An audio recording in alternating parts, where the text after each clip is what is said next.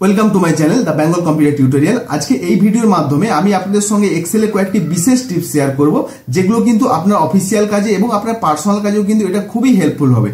যারা এক্সেলের কোনো job interview দিতে যাবেন বা তাদের জন্য কিন্তু এটা খুবই ইম্পর্টেন্ট হচ্ছে, কারণ এই ধরনের কোশ্চেনগুলো কিন্তু আপনার জব ইন্টারভিউতে আসার চান্স সব থেকে বেশি থাকে এবং এই ধরনের কোশ্চেনগুলো কিন্তু জব ইন্টারভিউতে করা হয়। তো অবশ্যই যদি ভিডিওটি ভালো লাগে থাকে তো লাইক করে রাখবেন এবং চ্যানেলকে সাবস্ক্রাইব করে রাখবেন আরো এই ধরনের নতুন নতুন ট্রিক্স শেখার জন্য। তো আজ কি সেই এক্সেলের টিপস গুলো, তো চলুন দেখে নেওয়া যাক। তো দেখতে পাচ্ছেন আমি বর্তমানে একটা এক্সেল শিট খুলে রেখেছি।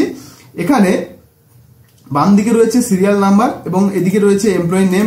এবার এখানে হচ্ছে প্রেজেন্ট ডেট এবং অ্যাবসেন্ট ডেটের একটা আমি শিট বানিয়েছি। যেমন এটা আমি 7 দিনের জন্য করেছি, আপনারা যদি 30 ডেজের জন্য করতে যাবেন তাহলে আরো এদিকে ডেট গুলো পরপর বাড়িয়ে নেবেন।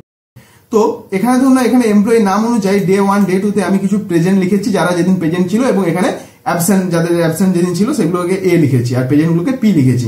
এবার ধরুন মাসের শেষে আপনাকে জিজ্ঞাসা করা হলো যে এই এমপ্লয়িটা এই মাসে কতদিন প্রেজেন্ট ছিল এবং কতদিন অ্যাবসেন্ট ছিল। তো আপনি কি তাহলে এখান থেকে গনে গনে বলতে যাবেন যে দেখুন এখানে প্রেজেন্ট আছে এতগুলো, অ্যাবসেন্ট কতগুলো, তা সেইভাবে কি দেখে দেখে লিখতে যাবেন? তো এতে আপনার অনেক সময় চলে যাবে। তো এটাকে আপনি একটা ট্রিক্সের মাধ্যমে খুব সহজেই এটা কিন্তু করে নিতে পারবেন, জাস্ট কয়েক সেকেন্ডের মধ্যে। তো কিভাবে করা যায় তো চলুন দেখে নেওয়া যাক। তো এর জন্য প্রথম আমি যেহেতু চাচ্ছি আমি প্রেজেন্টটা বের করবো, তো আমি এই জন্য প্রেজেন্টে আলাদা একটা কলাম করে রেখেছি টোটাল প্রেজেন্ট বলে। এখানে আমি ক্লিক করলাম ফার্স্ট সেলে। এবার এখানে সমান চিহ্ন দেব। সমান চিহ্ন দেওয়ার পর একটা আপনার ফাংশন ইউজ করবেন যেটার নাম হচ্ছে কাউন্টিভ, COUNT কাউন্ট, তার সঙ্গে IF কাউন্টিভ। ওকে, কাউন্টিভ লেখার পর ফার্স্ট ব্র্যাকেট শুরু করবেন। এরপরে আপনার টোটাল যা সেল রেঞ্জ আছে টোটালটাকে সিলেক্ট করে নেবেন। ধরুন আমি এখানে আমার এই এমপ্লয়ি নাম অনুযায়ী যতগুলো প্রেজেন্ট ডে আছে আমি সেগুলো প্রেজেন্ট হোক অ্যাবসেন্ট পুরোটা সিলেক্ট করলাম। আমি যেহেতু 7 দিনের জন্য করেছি তাই 7টা করছি। আপনি 30 ডেজের জন্য করলে তাহলে পুরো 30 পর্যন্ত সিলেক্ট করে নেবেন, 30 ডেজ। ঠিক আছে, এবার আমি সিলেক্ট করে নিলাম। এবার আমাকে কি করতে হবে, এবার কমা দিয়ে, এবার আমি যেহেতু এটা প্রেজেন্ট ডেটা বের করব তাই জন্য আমি কি করলাম, ডবল ইনভার্টেড কমার মধ্যে পি লিখলাম। ওকে, তো এবার ডবল ইনভার্টেড কমাটা শেষ করলাম আর হচ্ছে ফার্স্ট ব্র্যাকেটটাও ক্লোজ করে দিলাম। তো এই আমি যেহেতু পি প্রেজেন্ট চাচ্ছি তাই আমি পি লিখলাম, আপনি অ্যাবসেন্ট চাইলে এ লিখবেন। তো আমি এরপর এন্টার প্রেস করুন। তাহলে এখান থেকে দেখুন এখানে ইনি প্রেজেন্ট ছিল কদিন, 6 দিন। আপনি দেখতেই পাচ্ছেন 1 2 3 4 5 6। তো এবার 6 দিন ইনি প্রেজেন্ট ছিল। বাকি এবার আপনি কি করবেন, ক্লিক এন্ড ড্র্যাগ করে দিবেন নিচের দিকে।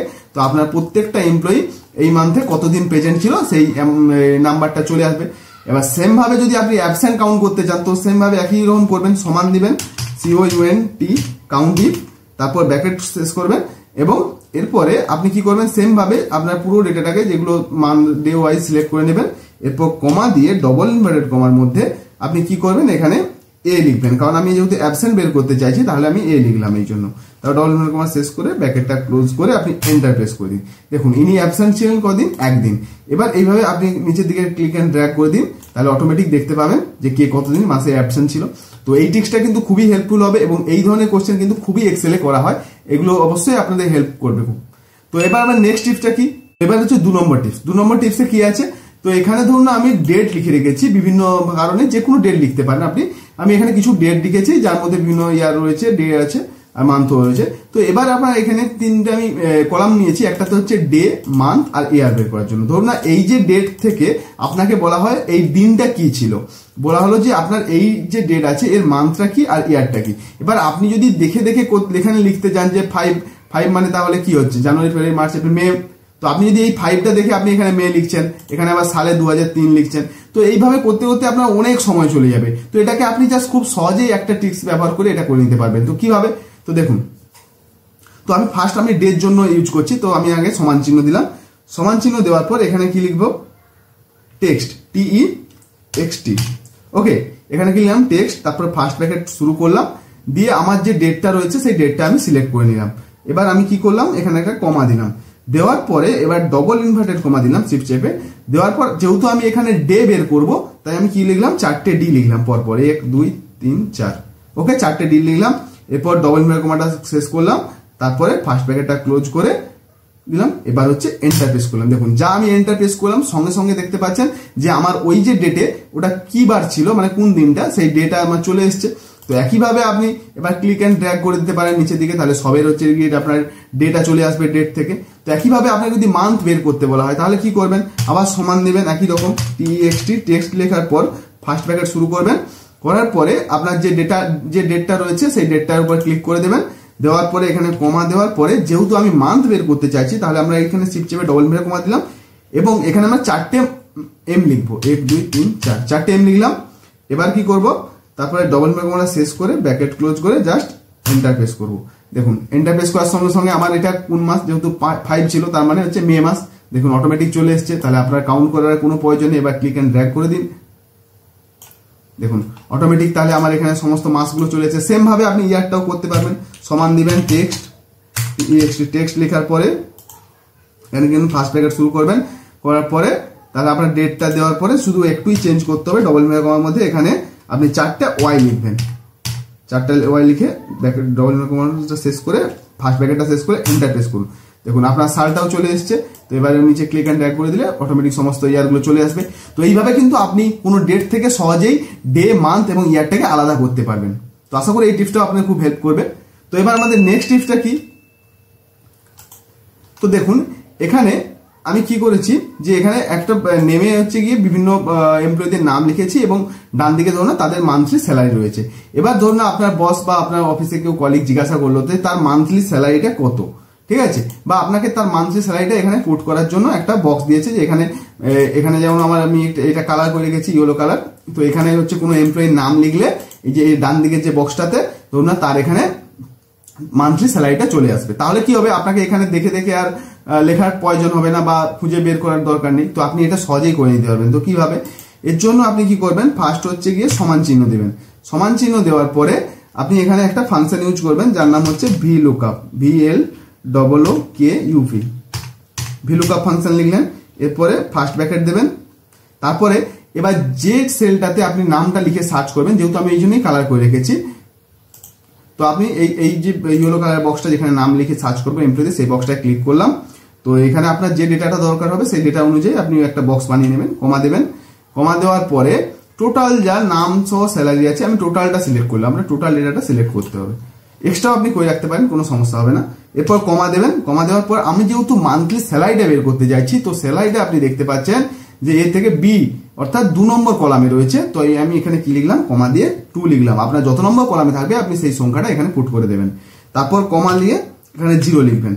এরপর ব্র্যাকেটটা ক্লোজ করবেন, ফার্স্ট ব্র্যাকেট দেওয়ার পর এন্টার প্রেস করে দিন। দেখুন এবার আমি এই ইয়েলো বক্সে কোনো একটা এমপ্লয়ির নাম লিখবো, যেমন এখানে লেখা আছে অসিত মাইতি, এই যে জায়গাটা লেখা আছে অসিত মাইতি।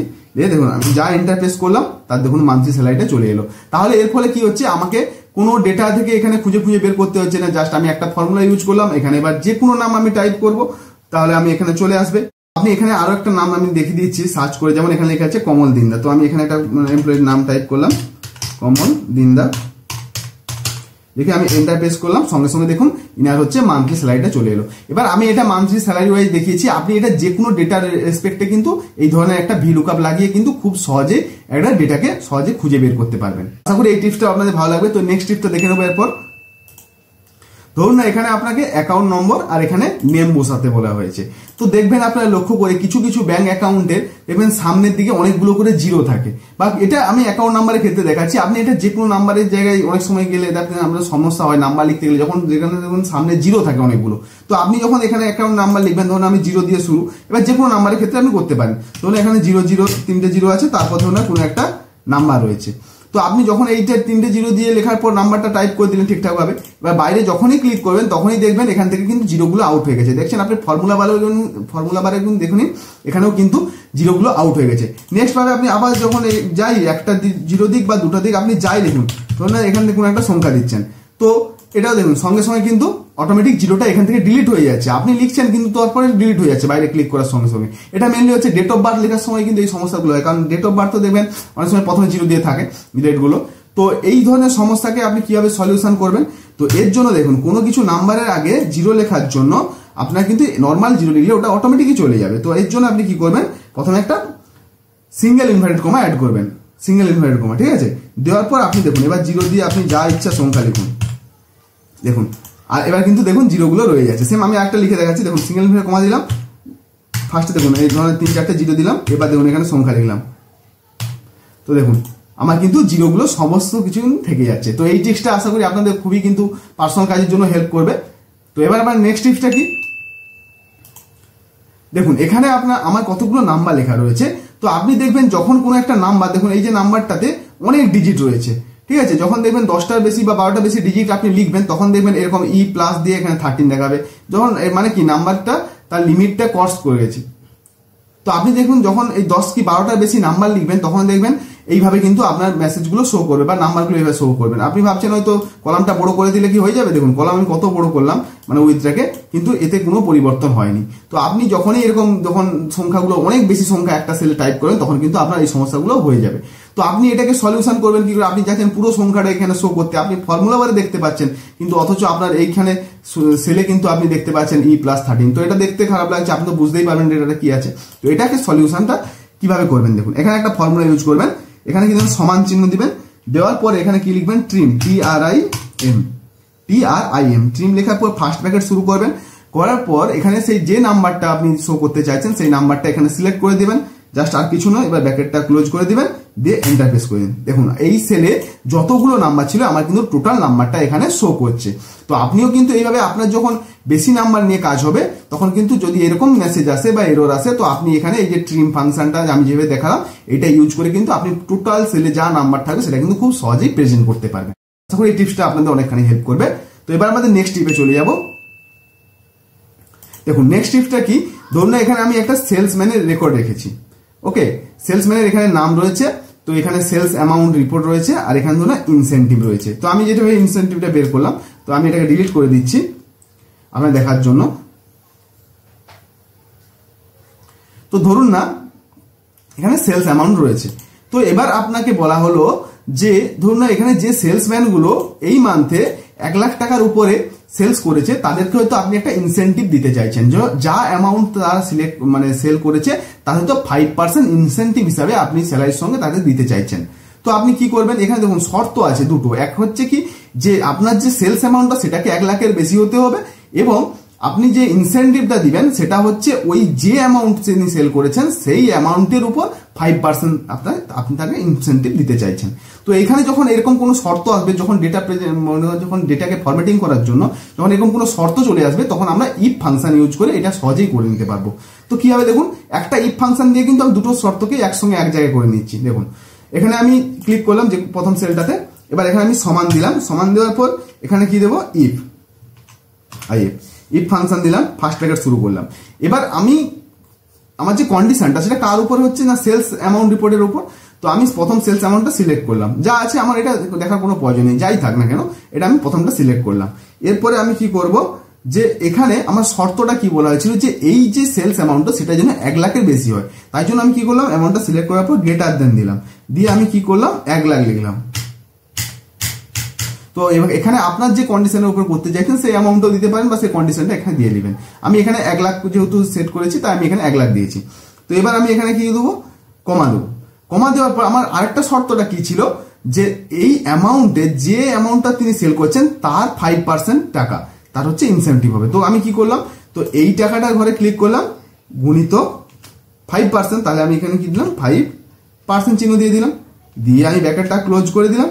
তো আমার এখানে হয়ে গেল দুটোই শর্ত। দেখুন একটা হচ্ছে এই টাকাটা দেখুন 1 লাখের বেশি, আবার কমা দিয়ে কি করছি এই টাকাটার 5%, তাহলে কি করলাম এই টাকাটা গুণিত 5%, তারপর দেওয়ার পর আমি এন্টার প্রেস করে দিলাম। দেখুন সঙ্গে সঙ্গে আমার কি হয়ে গেল, তো এখানে আমার অটোমেটিক তাহলে যে ইনসেন্টিভটা যেমন এর হয়েছে 7,250 টাকা, তো এরকম চলে এসেছে। এবার ধরুন না আমি একটা ক্লিক করেছি, এবার আমি এখানে ক্লিক এন্ড ড্র্যাগ করে দিই নিচের দিকে, তাহলে আমার অটোমেটিক সবার ইনসেন্টিভ অ্যামাউন্টটা চলে আসবে। এবার দেখুন এইগুলো ফলস কেন দেখাচ্ছে, দেখুন আমার এখানে কন্ডিশনটা কি ছিল 1 লাখ টাকা বেশি, যেহেতু ইনি 80,000 টাকা সেল করেন তাহলে ইনি কোনো ইনসেন্টিভ পাবেন না, তো এই জন্যই দেখুন এখানে ফলস হয়ে গেছে। তো আমি এখান থেকে সহজেই বের করে নিতে যাচ্ছি যে কারা ইনসেন্টিভ পাবে আর কারা পাবে না এবং কত অ্যামাউন্ট পাবেন। তো এইভাবে কিন্তু আমি সহজেই কিন্তু ইফ ফাংশন ব্যবহার করে এটা করতে পারি। তো ইফ ফাংশনে আরো বিভিন্ন কাজগুলো রয়েছে, সেগুলো আমরা নেক্সট ভিডিওতে আলোচনা করব। তো আশা করি এই টিপসগুলো আপনার কাছে খুব হেল্পফুল হবে। তো যদি ভিডিওটি ভালো লেগে থাকে তো অবশ্যই ভিডিওটিকে লাইক করবেন এবং চ্যানেলটিকে সাবস্ক্রাইব করে আমাদের পাশে থাকবেন আরো এই ধরনের দুর্দান্ত টিপস শেখার জন্য।